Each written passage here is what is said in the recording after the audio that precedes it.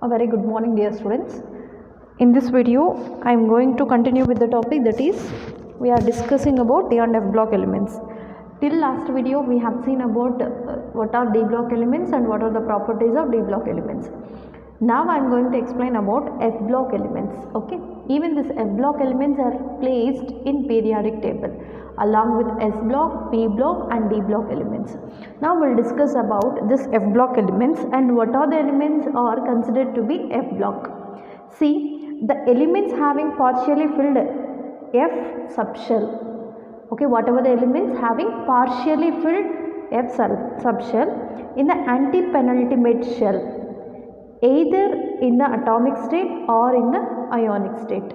Here anti-penultimate shell is nothing but F shell.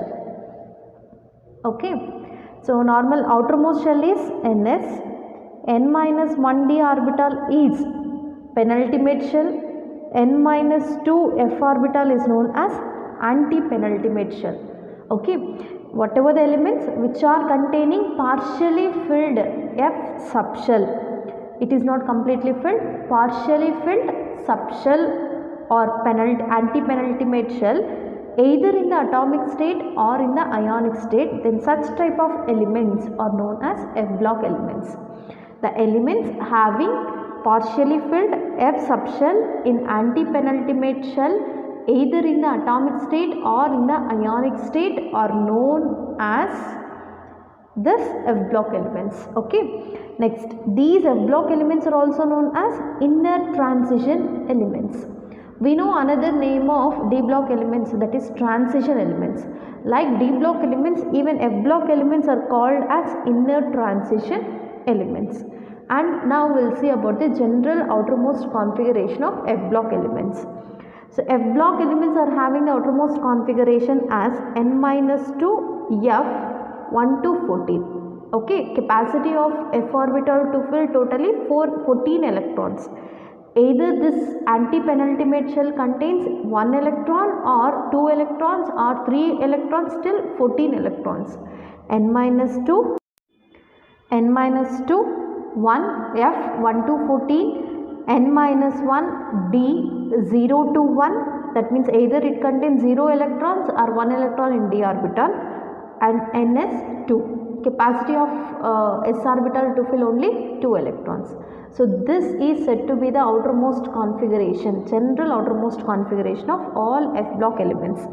N minus 2 F 1 to 14, N minus 1 D 0 to 1 and NS 2. Okay, so in this F block elements totally 2 series are present, that is 4F series and 5F series.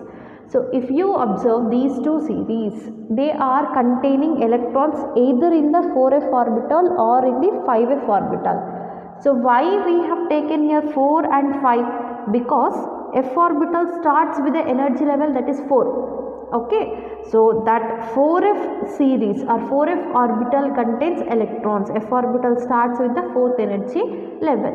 If any element is having electron in the 4F energy level, then those belongs to 4F series. So in under this 4F series, we can see the elements from cerium to lutetium. So cerium to lutetium, whatever the elements are present between these two, all the 14 elements belongs to 4F series, because between cerium to lutetium they are containing the last electron only in the 4F orbital, so that they belongs to 4F series. This cerium starts after lanthanum. Okay, the cerium starts after lanthanum. So these 4F series elements are also known as lanthanoids. Remember, like that, one more series can be studied under this F block element, that is known as 5F series. That means these series elements, 5F series elements containing last electron in 5th energy level F orbital. Okay, these series elements containing last electron in 5th energy F orbital. Understand? So they are containing the elements ranging between thorium to lawrencium. Okay, so thorium to lawrencium, whatever the 14 elements are present, they belongs to 5F series. because they are containing the last electron in the 5th energy level f orbital, and this thorium comes after actinium. Okay, thorium comes after actinium. Then these elements, 5f series elements from thorium to lawrencium, are known as actinides because they comes after actinium, so that they are known as actinides. Okay, remember here only two things. These F block elements are the elements which contain partially filled F subshell or anti-penultimate shell, either in the atomic state or in the ionic state, and these elements are also known as inner transition elements. This is the outermost configuration, general configuration of F block elements. Under this F block elements, we have to study about two important series, that is 4F series and 5F series. 4F series are known as lanthanides because it comes after lanthanum. 5F series are known as actinides because they comes after actinium. Okay. Among these two, now in your syllabus we have only about the lanthanides general properties. So first we will see what are lanthanides. Okay, just now I have given the definition. So these are the elements which are present between cerium to lutetium, those are known as lanthanides. Okay, so the cerium comes after lanthanum, so that even we can consider this lanthanum belongs to lanthanides. Lanthanum, cerium to lutetium, whatever elements are present, they are considering as lanthanides. Okay, and these lanthanides are also known as rare earths. Okay, they are also known as rare earths because of their least abundance in the earth crust, and they are rarely found. Okay, so because of their least abundance in the earth crust and they are rarely found in the earth crust, so that they are known as rare earths.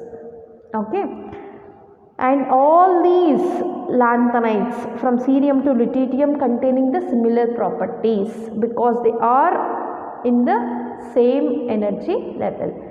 And next, they are all lanthanides are metallic in nature. That means they are showing metallic property, and they are non-radioactive. Lanthanides are non-radioactive except promethium. Okay, except promethium, remaining all other elements are said to be non-radioactive. Only promethium is radioactive in nature. Next, they are good conductors of heat and electricity because of containing partially filled f orbital. Whatever the unpaired electron is present, that will not be quiet. It keeps on moving from one place to another place, so that they even conduct the heat and electricity, so that we can consider them as good conductors of heat and electricity. Now, general outermost configuration, electronic configuration of lanthanides. If you see outermost general configuration of only lanthanides, so these lanthanides are containing electrons only in the 4f subshell. So, okay, they are containing the electronic configuration of xenon with 4f electrons 1 to 14. Few elements may contain 1 or 14, okay, or 1 to 14, and 5d 0 to 1, 6s2. So this is outermost general configuration for lanthanoids. Okay, so this is outermost electronic configuration of lanthanides.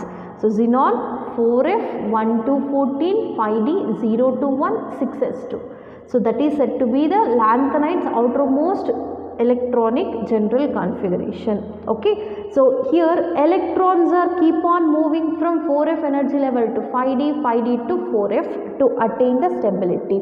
Okay, so that's why sometimes they may show the electrons in d orbital and sometimes there will be 0. So when it becomes 0, whenever it wants to attain stability, that one electron jumps to 4f electrons, or it may jumps from 4f orbital to 5d. That means due to having very less energy gap between the 4f and 5d, the electrons are keep on moving from 4f and 5d to attain the stability. Okay, so that is about the general outermost configuration of lanthanides. Now we'll see about its properties. In that, the first property of lanthanides is that variation of atomic size, which is very most important for the PU exam. Variation of atomic size or ionic radii or atomic radii. Now we'll see what is that variation in their atomic size. See, these are the elements which are from lanthanum to lutetium. Okay, so these elements from lanthanum to lutetium, atomic size decreases slowly. Atomic number slowly increases and atomic size decreases slowly along the period. This is nothing but if you study horizontally, that is said to be period. So along the period, here atomic size is decreasing slowly with increase in atomic number, and that contraction is known as lanthanide contraction. So usually whenever number of atomic number increases, atomic size should increase, but here along the period we are studying about this property. Whenever atomic number increases, effective nuclear charge also increases, slowly its atomic size decreases. The slow decrease in the atomic size with increase in the atomic number is known as lanthanide contraction. Not only in the period, even in other periods also we can see the same decrease in atomic size with increase in atomic number. For example, if you take lithium period, okay, lithium, beryllium, boron, carbon, nitrogen, oxygen, neon, fluorine, all these are present in the same line. So here also from lithium to beryllium, beryllium to boron, boron to carbon, along the period atomic number gets increasing.